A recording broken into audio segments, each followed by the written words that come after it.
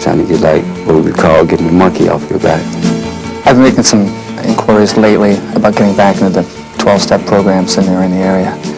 I just reached back and got the ball.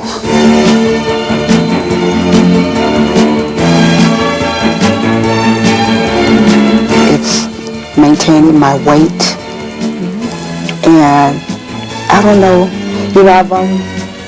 Welcome to our program on addictions. Whether therapists specialize in substance abuse treatment or work with more general mental health issues, they are bound to see addiction problems among their clients, and working with those issues is never easy. There are a number of approaches for helping people who are grappling with addictions.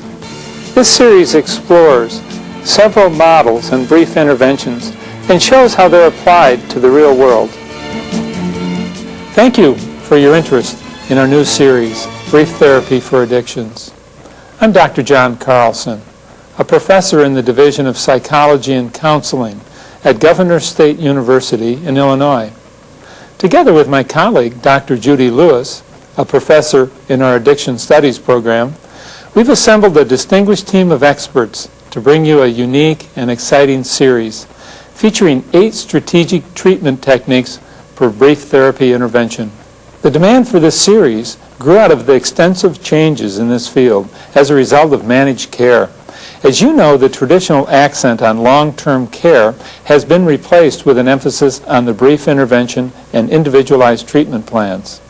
The setting for treatment of addicted clients has also changed, from the hospital to the therapist's office. These transformations in addiction treatment have major implications for treatment providers in every setting.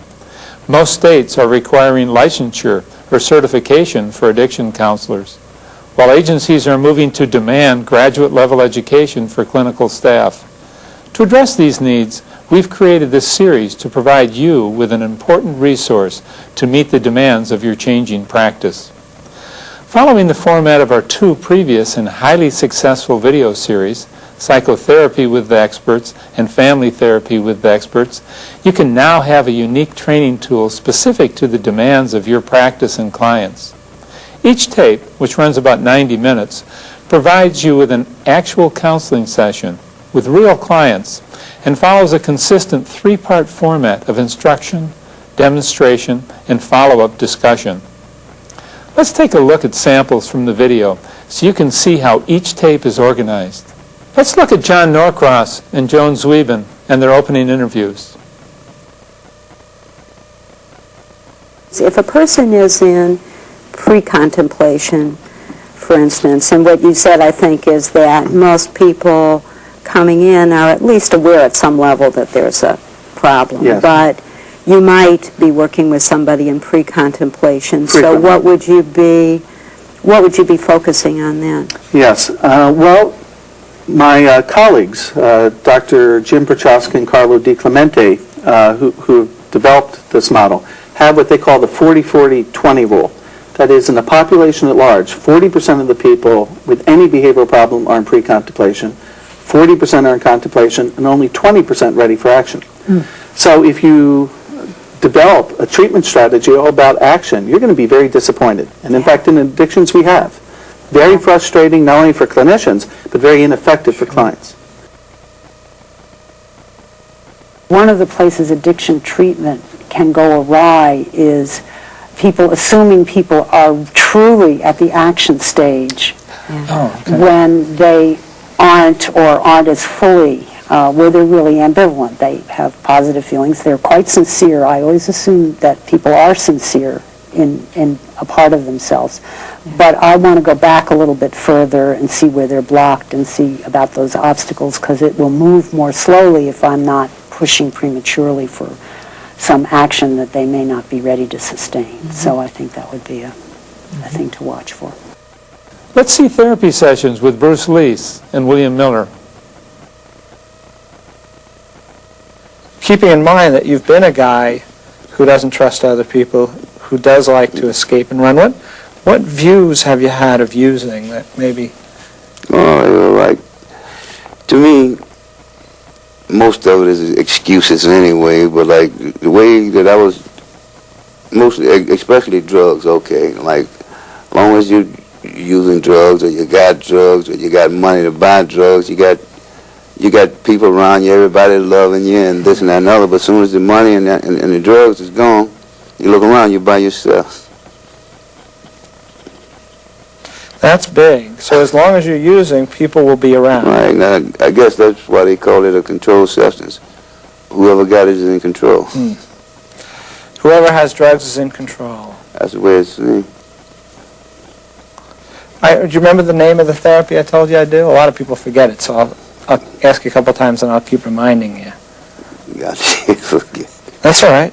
It's cognitive. Cognitive. I guess that's my real problem right now is the cigarettes. So it sounds like you're not that worried about alcohol, really. no, it's bad, but it's not as bad. Not causing you problems. Or Yeah, well, it is. It'll cause anyone problems. How so? Have a six-pack of beer, wake up, try to program a computer. Okay. Okay. So, Have a six-pack of beer, wake up, find out how alert you are for the first 2 hours of the day. right. Okay, it's going to cause anyone problems.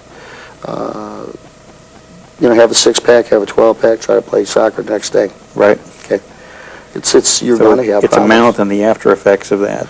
Right. Yeah. Right, and I think my tolerance is up so high that it takes me too much to get the same buzz, and unfortunately, the recovery, it's getting to the point where it's just not worth it. Yeah. If I could get like a 12-pack high on 3 beers, then I only had 3 ounces I got to process. If it's taking me 12 to get the same, which I got 3 on, now I got 12 to process, you see. Yep. So we're at a balance point where we're getting diminishing returns. Finally, the discussion with our studio audience and Insoo Kim Berg and Alan Marlott. And so she has good ideas. So she comes back and says, I didn't I do didn't do it. I that. got up and I decided, hell with it. But she may have said that. I'm not going to do it. This is not the day yet.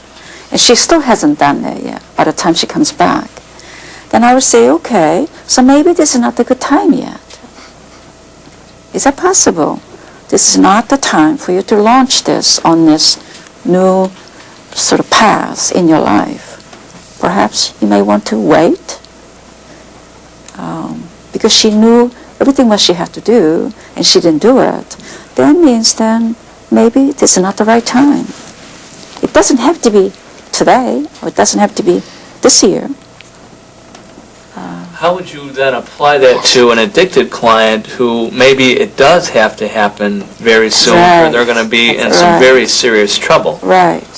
So then I would have to talk with her about, suppose, if she was at the brink of losing a job, for example, and she would become unemployed and she can't feed the kids, this stuff. Then I would say, okay, so you're not ready to quit yet, but your boss your supervisor is giving you a lot of pressure about you coming to work sober. How are you going to make sure you're going to keep your job then, under that kind of condition? Tell me again about how you're going to do this. So again, giving it back to her solution rather than my figuring out what the solution might be for her.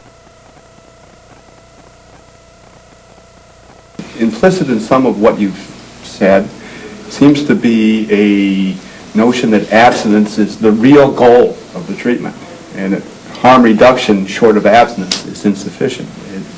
Well, I would say because there's a lot of concern that harm reduction is anti-abstinence, I wanted to point out that, in fact, if you look at this continuum model, abstinence is there. It's like part of the continuum.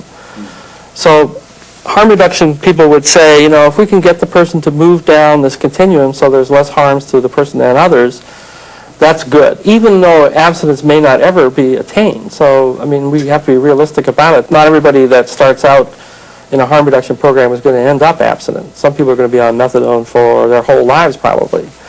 And others who are able to make differences, say, in their drinking behavior so that they're not causing so many problems, but they're still drinking. That those kinds of outcomes are also considered positive. It's just the range of acceptable outcomes expands a lot more when you have an emphasis on other objectives than just abstinence. As you can see, these therapy sessions are unrehearsed and unscripted and offer you a great way to gain insight into the techniques used by each expert. Nowhere else will you be able to see Bill Miller, Alan Marlott, and Barbara McCready in actual sessions. Did you notice that each segment is time-coded to allow easy return to specific portions of the sessions? Also, the helpful question and answer segment in the discussion portion of the tape highlights many topics and questions you may have been considering. These tapes are intended for your individual use, as well as training for your colleagues or staff, regardless of the level of experience or treatment setting. I hope this brief review has given you an idea of how this unique series will benefit you and your practice. Remember, each tape is available separately or at a discounted price when you purchase the complete series. With this tape, you should have received a brochure and ordering information from Align and Bacon. Simply complete this form and your order will be processed immediately. A convenient toll-free number is also provided. Thank you again for your interest and for taking the time to review this demonstration video.